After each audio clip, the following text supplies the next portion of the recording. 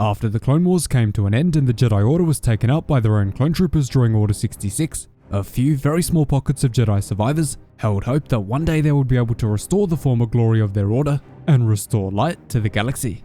One man, however, had sworn his new life to ensure that the Jedi would never rise again and that darkness would remain: Darth Vader. When Vader discovered a Jedi Master had survived with a group of Padawans on a remote, low-profile space station, he travelled there and chillingly tried to turn the Master to the dark side and betray his young Padawans. So let's break down how Darth Vader coldly lured a Jedi survivor to the dark side and pushed him too far. The story begins on a sparse, dusty station deep in the Outer Rim, where a Jedi Master named Jira is heaving and breathing heavily, doing everything in his power to defend his group of Jedi Padawans. After surviving the Jedi Purge, this Master graciously took any youngling, Padawan or fellow Master he could find and brought them together to protect them. Unfortunately, however, his run of luck had just come to an end. Imperial troopers have entered his hidden base, and no matter how many he is able to repel, failure is sadly on its way. There are just too many troopers.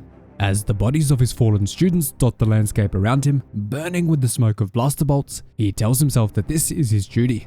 No matter what happens, he will do anything for their safety. As the brave Jedi Master holds his glowing blue lightsaber above the dozens of stormtroopers he has managed to kill, he is growing too tired to continue fighting much longer. Jira immediately calls over his comms unit to the base commander that he's been working with, warning him that although he's managed to hold the stormtroopers off for now, the remaining Padawans need to get to the escape ship immediately or face certain death. In response, all he hears is a call for him to get back to the southern airlock. While travelling towards the airlock, the brave Jedi Master senses that the stormtroopers aren't his only problem anymore. The Empire has dispatched Lord Vader himself to the scene with the goal of wiping the Jedi from the face of the galaxy. In an absolutely monstrous display of skill and power, Jira unleashes his blue lightsaber, swinging and lunging in every direction to kill any stormtrooper who gets in his way, including taking their heads off. The Master then continues slicing through the stormtroopers with fury before calling out to the base commander, warning him that there are simply too many. At this point, Jira is willing to give his life for the remaining Padawans on the station. As he moves deeper into the station, Jira tells the base commander that he should have warned him that the stormtroopers had arrived, and in response the commander gives a very concerning response, telling the Jedi that they must have moved. As the Master kneels down to inspect the bodies of his dead Padawans and defenders, he asks the commander, "You are manning the security cams, yes?" The commander responds with a simple yes. This infuriates the Jedi Master, leading him to ask, "So why were these men shot in the back? You could have warned them." At this point, however, none of that mattered anymore. The pure embodiment of cold darkness had arrived and had brought his blood-red blade with him. Jira was forced to duck and weave in an instant, with Vader's red blade coming for his head. While jumping and evading, the Master recounted his Jedi teachings, which say that fear leads to anger, anger leads to hate, and hate leads to... He is cut off before he can finish by Darth Vader, who finishes the sentence by telling him that it leads to suffering. Vader is obviously speaking from experience. That little bit of Anakin under the suit is coming out.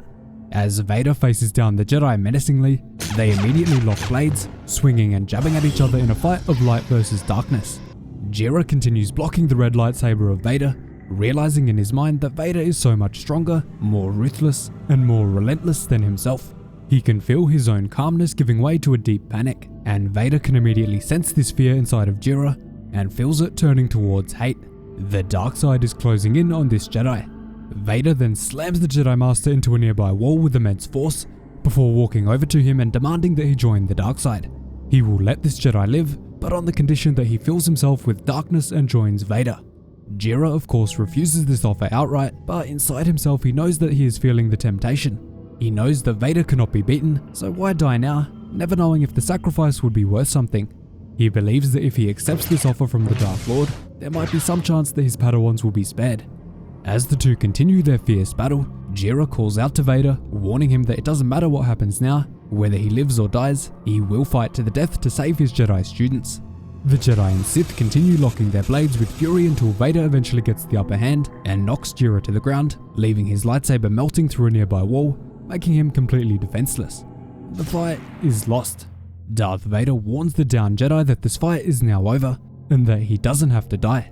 His master Darth Sidious has a use for every Darksider, whether that be as an Inquisitor or an Acolyte. He wants to purge the light from the galaxy. Vader breathes heavily and warns the Master that if he embraces the dark side, he will spare the young Jedi Padawans. With this option on the table, Jira stares death in the face. He has to take this option if it means his Padawans will survive and live to see another day. Despite already making up his mind in his head, he calls out to Vader, telling him that he must be lying. With the darkness seething inside of him, he justifies joining Vader by saying that if he manages to stay alive, maybe he can fight off the dark side from within. Of course, he knows that this will never be the case. Vader responds to him by saying that he has no use for lying, and that if he surrenders to the dark side now, he will withdraw his troops and keep the Padawans alive. In a final cry of pain with Vader's red blade right at his throat, Jira demands that Vader swear to keep his promise, and if he does, Jira will join him in the darkness.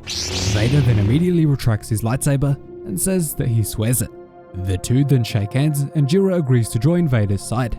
Jira has just betrayed all of his teachings, all of his wisdom, and all of his experience to save his young Padawans. As he stands up, Vader tells him to come over to the monitoring screens to witness him holding up his end of the bargain. Jira, however, can feel the cold despair settle into his bones. He knows that he will never escape the fear and anger of the dark side, but as he watches his Padawans jet off in the escape ship, he tells himself that somehow, in some way, it was worth the sacrifice. Following this, the Jedi Master receives a call on his comms device from the station commander, demanding that he be able to speak with Lord Vader.